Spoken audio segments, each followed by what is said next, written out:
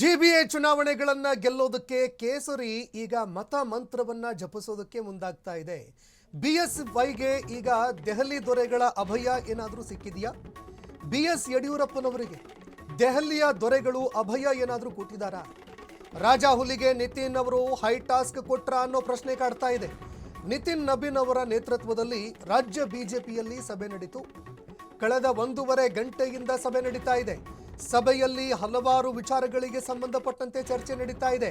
ರಾಜ್ಯ ರಾಜಕಾರಣದಲ್ಲಿ ಆಗ್ತಿರುವಂತಹ ಮಹತ್ವದ ಬೆಳವಣಿಗೆಗಳು, ಇದರ ಜೊತೆಗೆ ಮುಂಬರುವಂತಹ ಸ್ಥಳೀಯ ಚುನಾವಣೆಗಳು, ಜಿಬಿಎ ಚುನಾವಣೆಗಳಿಗೆ ಸಂಬಂಧಪಟ್ಟಂತೆ ಯಾವ ರೀತಿಯಾಗಿ ಪಕ್ಷ ಮುಂದುವರಿಬೇಕು, ಈ ಎಲ್ಲ ವಿಚಾರಗಳಿಗೆ ಸಂಬಂಧಪಟ್ಟಂತೆ ಚರ್ಚೆ ಆಗ್ತಾ ಇದೆ. ನೋಡಿ, ಅದರಲ್ಲೂ ಬಿಎಸ್ ಯಡಿಯೂರಪ್ಪನವರನ್ನ ಒಂದು ವೇಳೆ ಪಕ್ಕಕ್ಕಿಟ್ಟಿದ್ದೇ ಆದರೆ ಪಕ್ಷಕ್ಕೆ ಯಾವುದೇ ರೀತಿಯಲ್ಲೂ ಕೂಡ ಜನಮನ್ನಣೆ ಸಿಗೋದಿಲ್ಲ. ಆ ಒಂದು ಹಂತಕ್ಕೆ ಏನಾದರೂ ಬಿಜೆಪಿ ತಲುಪಿದೆಯಾ ಅನ್ನೋ ಪ್ರಶ್ನೆ. ಜೊತೆಗೆ BY ವಿಜಯೇಂದ್ರ ಅವರ ನೇತೃತ್ವದಲ್ಲೇ ಚುನಾವಣೆಗೆ ಹೋಗುವಂತಹ ಸಾಧ್ಯತೆಗಳು ಕೂಡ ದಟ್ಟವಾಗಿ ಕಂಡು ಬರ್ತಾ ಇದೆ ಅನ್ನೋ ಮಾಹಿತಿಗಳು ಲಭ್ಯವಾಗ್ತಾ ಇದೆ. ಇದೇ ಕಾರಣಕ್ಕಾಗಿ BS ಯಡಿಯೂರಪ್ಪನವರಿಗೆ ನೀವು ಏನು ಬದಲಾವಣೆ ಮಾಡ್ತೀರಿ, ಓಕೆ, ಪಕ್ಷದಲ್ಲಿ ನಾವು ಅದಕ್ಕೆ ಸಿದ್ಧರಾಗಿದ್ದೀವಿ, ಯಾವ ವಿಚಾರಗಳಿಗೆ ಸಂಬಂಧಪಟ್ಟಂತೆ ಕೇಂದ್ರೀಕರಣ ಮಾಡ್ತೀರಿ ಅದು ನಿಮ್ಮ ಮೇಲೆ ಬಿಟ್ಟಿದ್ದು. ಆದರೆ ಪಕ್ಷ ಹೆಚ್ಚಿನ ಸ್ಥಾನಗಳನ್ನು ಗೆಲ್ಲಬೇಕು, ಆ ಜವಾಬ್ದಾರಿಯನ್ನು ಹೊರಿ ನೀವು. ಶತಾಯಗತಾಯವಾಗಿ ಜಿಬಿಎ ಚುನಾವಣೆಯನ್ನು ಗೆಲ್ಲೋದಕ್ಕೆ ತಂತ್ರ ಹೆಣಿತಾ ಇದ್ದಾರೆ. ನೇರವಾಗಿ ರಾಷ್ಟ್ರೀಯ ಅಧ್ಯಕ್ಷರು, ಬಿಜೆಪಿಯ ರಾಷ್ಟ್ರೀಯ ಅಧ್ಯಕ್ಷರು ಅಖಾಡಕ್ಕೆ ಧುಮುಕಿದ್ದಾರೆ. ನಿತಿನ್ ನಬೀನ್ ನೇತೃತ್ವದಲ್ಲಿ ಮೀಟಿಂಗ್ ತೀವ್ರವಾಗಿ ಕಾವೇರ್ತಾ ಇದೆ. ಜಿಬಿಎ ಗೆಲ್ಲೋದಕ್ಕೆ ನಿತಿನ್ ನಬೀನ್ ಅವರು ಮಾಸ್ಟರ್ ಪ್ಲಾನ್ ಅನ್ನೇ ರೂಪಿಸ್ತಾ ಇದ್ದಾರೆ. ಸಭೆಯಲ್ಲಿ ಬಿಜೆಪಿ ರಾಜ್ಯ ಉಸ್ತುವಾರಿಯಾಗಿದ್ದಾರೆ, ಅವರು ಕೂಡ ಭಾಗಿಯಾಗಿದ್ದಾರೆ. ಮಾಜಿ ಸಿಎಂ ಯಡಿಯೂರಪ್ಪ ಅವರು ಕೂಡ ಭಾಗಿಯಾಗಿದ್ದಾರೆ. ಈ ಒಂದು ಸಭೆಯಲ್ಲಿ ಬಿಜೆಪಿ ರಾಜ್ಯ ಕಚೇರಿಯಲ್ಲಿ ಹೈ ಪ್ರೊಫೈಲ್ ಮೀಟಿಂಗ್ ನಡೀತಾ ಇದೆ.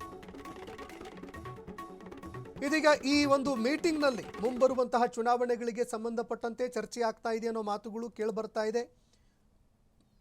ನಾಯಕತ್ವ ವಿಚಾರಕ್ಕೆ ಸಂಬಂಧಪಟ್ಟಂತೆ ಸಾಕಷ್ಟು ಪ್ರಶ್ನೆಗಳು ಎದುರಾಗ್ತಾ ಇತ್ತು. ಆ ಗೊಂದಲಗಳಿಗೂ ಕೂಡ ಹೈಕಮಾಂಡು ಒಂದು ಸ್ಪಷ್ಟವಾಗಿರುವ ನಿಲುವನ್ನು ತಳೀತಾ ಇದೆ ಅನ್ನೋ ಮಾಹಿತಿಗಳು ಕೂಡ ಲಭ್ಯವಾಗ್ತಾ ಇದೆ. BY ವಿಜಯೇಂದ್ರ ಯಡಿಯೂರಪ್ಪ ಅವರ ನೇತೃತ್ವದಲ್ಲೇ ಚುನಾವಣೆಗೆ ಹೋಗುವಂತಹ ಸಾಧ್ಯತೆಗಳು ದಟ್ಟವಾಗಿ ಗೋಚರಿಸ್ತಾ ಇದೆ. ಈ ಬಗ್ಗೆ ಮತ್ತಷ್ಟು ಮಾಹಿತಿ ಕೊಡ್ತಾರೆ ಪ್ರತಿನಿಧಿ ಮಾರುತಿ, ನೇರ ಸಂಪರ್ಕದಲ್ಲಿ ಜಾಯ್ನ್ ಆಗಿದ್ದಾರೆ.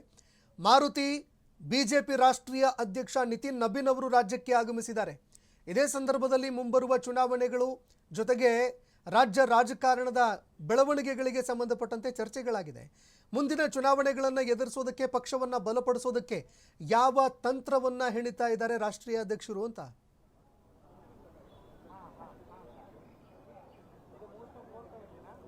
ಸಂತೋಷ್, ಏನು ನಿತಿನ್ ನಬೀನ್ ಅವರು ಕೂಡ ಇವತ್ತು ಬಿಜೆಪಿ ಕಚೇರಿಗೆ ಆಗಮಿಸಿರೋದು, ಅಂದರೆ ರಾಷ್ಟ್ರೀಯ ಅಧ್ಯಕ್ಷರಾದ ನಂತರ ಮೊದಲ ಬಾರಿಗೆ ಬೆಂಗಳೂರಿಗೆ ಅವರು ಆಗಮಿಸಿರುವಂಥದ್ದು.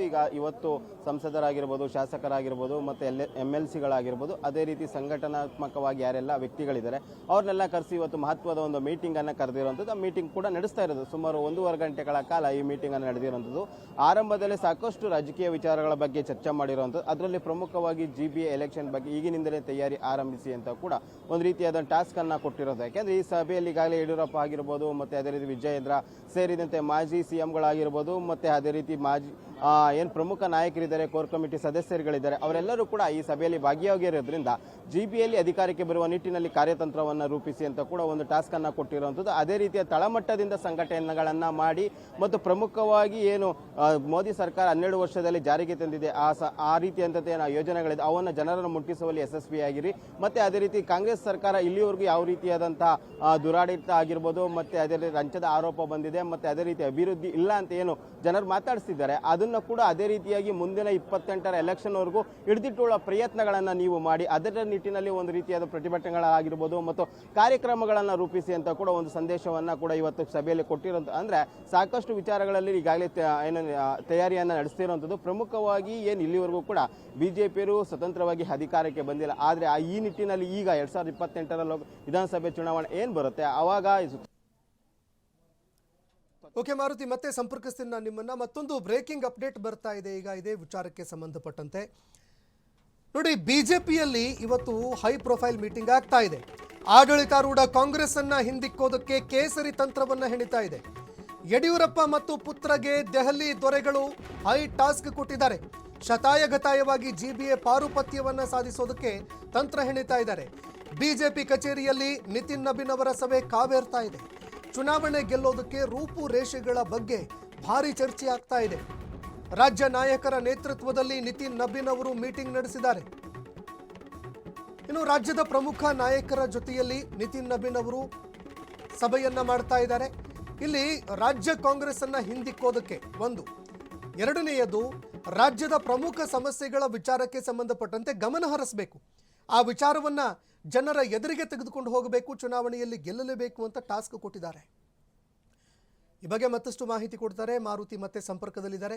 ಮಾರುತಿ, ಜಿಬಿಎ ಚುನಾವಣೆಗಳು ಎದುರಿಗೆ ಬರ್ತಾ ಇದೆ. ಈ ಸಂದರ್ಭದಲ್ಲಿ ರಾಜ್ಯ ಬಿಜೆಪಿಯ ಅಜೆಂಡಾ ಏನಾಗಿರಬೇಕು ಅನ್ನುವಂಥದ್ದು ಇಲ್ಲಿ ಮೊದಲ ಪ್ರಶ್ನೆ ಆಗುತ್ತೆ. ಹೀಗಾಗಿ ಅಜೆಂಡಾ ಸೆಟ್ ಮಾಡುವಂಥದ್ದು ಜೊತೆಗೆ ಚುನಾವಣೆ ಗೆಲ್ಲೋದಕ್ಕೆ ಯಾವ ತಂತ್ರಗಳನ್ನು ಹೆಣಿತಾ ಇದ್ದಾರೆ ರಾಷ್ಟ್ರೀಯ ಅಧ್ಯಕ್ಷರು ಅಂತ.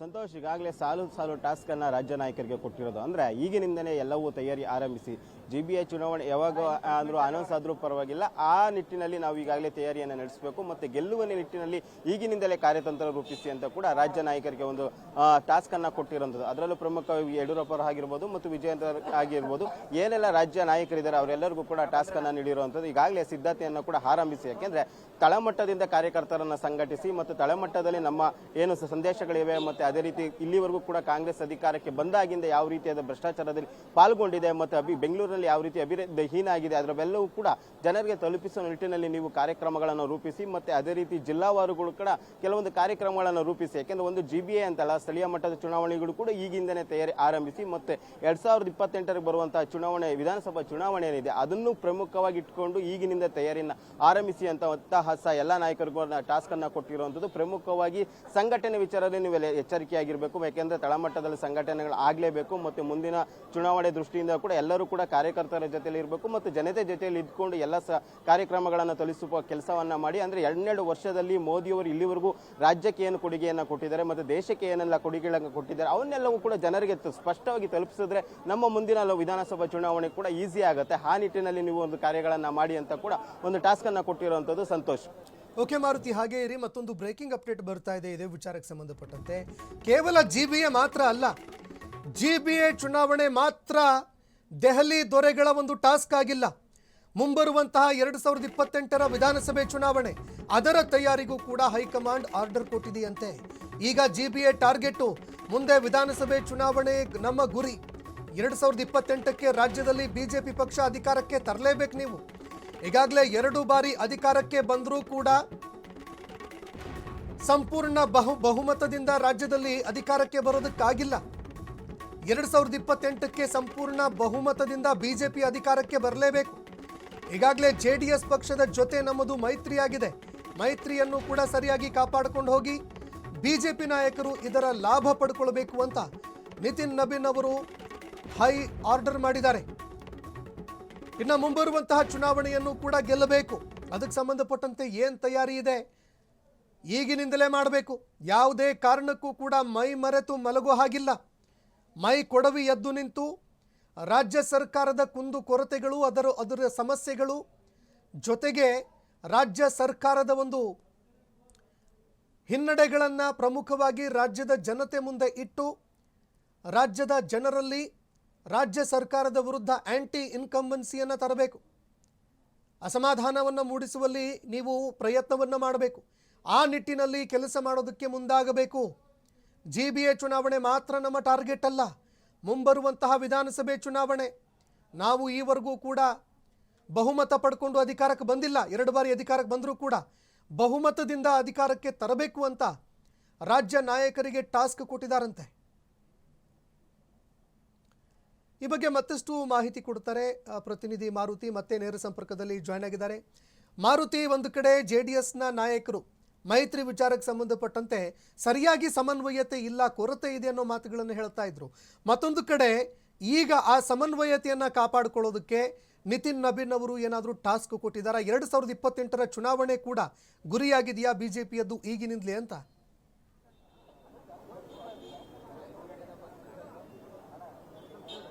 ಎಸ್ ಸಂತೋಷ್, ಈಗ ಏನು ಕೇವಲ GBA ಚುನಾವಣೆ ಟಾಸ್ ಇಟ್ಕೊಂಡೇ ಕೂಡ ಇವತ್ತು ಮೀಟಿಂಗ್ ಏನು ನಡೀತಿಲ್ಲ. ಯಾಕೆಂದರೆ ಮುಂದಿನ ಬರುವಂತಹ ಏನು ವಿಧಾನಸಭಾ ಚುನಾವಣೆ ಅಂದರೆ 2028 ವಿಧಾನಸಭಾ ದೃಷ್ಟಿಯಿಂದಲೂ ಕೂಡ ಇವತ್ತು ಸಾಕಷ್ಟು ಮಹತ್ವವನ್ನು ಪಡ್ಕೊಂಡಿರುವಂಥದ್ದು.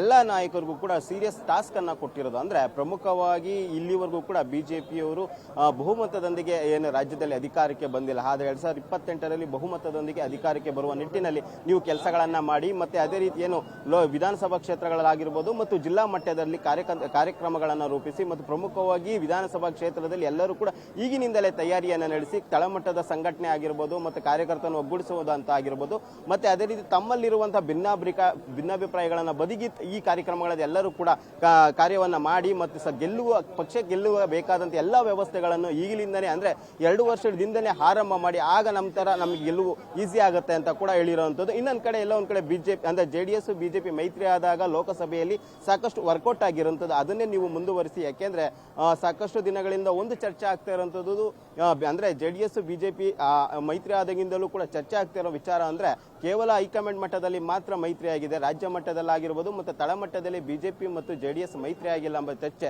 ಸಾಕಷ್ಟು ದಿನಗಳಿಂದಲೂ ಕೇಳಿ ಬರ್ತದೆ. ಆದರೆ ಆ ನಿಟ್ಟಿನಲ್ಲಿ ಯಾವುದೂ ಇಲ್ಲ.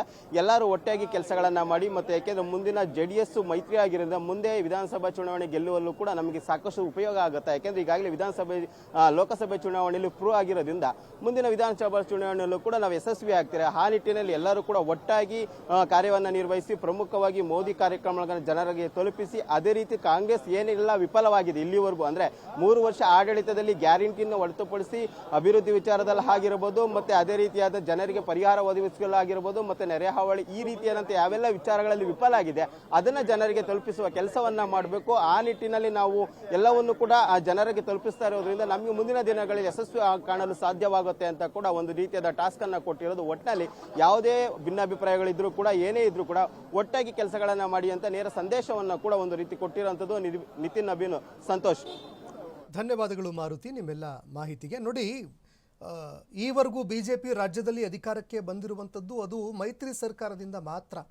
ಅದು ಕೂಡ ಯಡಿಯೂರಪ್ಪನವರ ಪರಿಶ್ರಮದಿಂದ BJP ರಾಜ್ಯದಲ್ಲಿ ಅಧಿಕಾರಕ್ಕೆ ಬಂದಿರುವಂಥದ್ದು. ಹೀಗಾಗಿ ಈಗ ಮುಂಬರುವಂತಹ ವಿಧಾನಸಭೆ ಚುನಾವಣೆಯಲ್ಲಿ ನೀವು ರಾಜ್ಯ ಸರ್ಕಾರದ ಒಂದು ಭ್ರಷ್ಟಾಚಾರ ಆಗಿರಬಹುದು, ಜೊತೆಗೆ ರಾಜ್ಯ ಸರ್ಕಾರದ ಕುಂದು ಕೊರತೆಗಳೇನಿದ್ದಾವೆ ಅದನ್ನು ಜನರ ಮುಂದೆ ಇಡುವಂತಹ ಕೆಲಸಕ್ಕೆ ಮುಂದಾಗಬೇಕು. ಜನರ ವಿಚಾರಗಳಿಗೆ ಸಂಬಂಧಪಟ್ಟಂತೆ ಅದಕ್ಕೆ ಧ್ವನಿಯಾಗಿ ನೀವು. ಜೊತೆಗೆ ಮುಂಬರುವಂತಹ GBA ಚುನಾವಣೆಯನ್ನು ಮಾತ್ರ ಗೆಲ್ಲುವಂಥದ್ದು ನಿಮ್ಮ ಟಾಸ್ಕ್ ಅಲ್ಲ. ಮುಂಬರುವಂತಹ ವಿಧಾನಸಭೆ ಚುನಾವಣೆಯಲ್ಲಿ ಬಹುಮತದಿಂದ BJP ಅಧಿಕಾರಕ್ಕೆ ಬರಬೇಕು. ಅದಕ್ಕೇನು ತಯಾರಿಗಳು ಬೇಕು ಅದನ್ನು ಈಗಿನಿಂದಲೇ ಮಾಡ್ಕೊಳ್ಳಿ. ಯಾವುದೇ ಕಾರಣಕ್ಕೂ ಕೂಡ ಪಕ್ಷದಲ್ಲಿ ಬಿರುಕು ಮೂಡುವಂತಿಲ್ಲ. ಗುಂಪುಗಾರಿಕೆಗೆ ಯಾವುದೇ ಕಾರಣಕ್ಕೂ ಕೂಡ ಆಸ್ಪದ ಕೊಡೋದಿಲ್ಲ. ಇದರ ಜೊತೆಗೆ ಮೈತ್ರಿ ಧರ್ಮವನ್ನು ಕೂಡ ಕಾಪಾಡಿಕೊಳ್ಬೇಕಾಗುತ್ತೆ. ಅದಕ್ಕೆ JDS ಜೊತೆಗೆ ಸಮನ್ವಯತೆಯನ್ನು ಕಾಪಾಡಿಕೊಳ್ಬೇಕು, ಮೈತ್ರಿಯನ್ನು ಸರಿಯಾಗಿ ಪಾಲನೆ ಮಾಡಿಕೊಂಡು ಹೋಗಬೇಕು. ಇದರ ಲಾಭವನ್ನು BJP ಪಡ್ಕೊಳ್ಬೇಕು. ಮೈತ್ರಿ ಎಲ್ಲ ಒಂದು ತಾಲೂಕುಗಳಲ್ಲೂ ಕೂಡ ಆಗಬೇಕು, ಎಲ್ಲ ಕ್ಷೇತ್ರಗಳಲ್ಲೂ ಆಗಬೇಕು. ಜೊತೆಗೆ JDS ಜೊತೆಗೂಡಿ ಬಹುಮತ ಸಾಧಿಸುವಲ್ಲಿ BJP ಯಶಸ್ವಿ ಆಗಬೇಕು ಅಂತ ಯಡಿಯೂರಪ್ಪ ಆದಿಯಾಗಿ ಎಲ್ಲ BJPಯ ರಾಜ್ಯ ನಾಯಕರಿಗೆ ಟಾಸ್ಕ್ ಕೊಟ್ಟಿದ್ದಾರೆ ಅನ್ನೋ ಮಾಹಿತಿಗಳು ಲಭ್ಯವಾಗ್ತಾ ಇದೆ.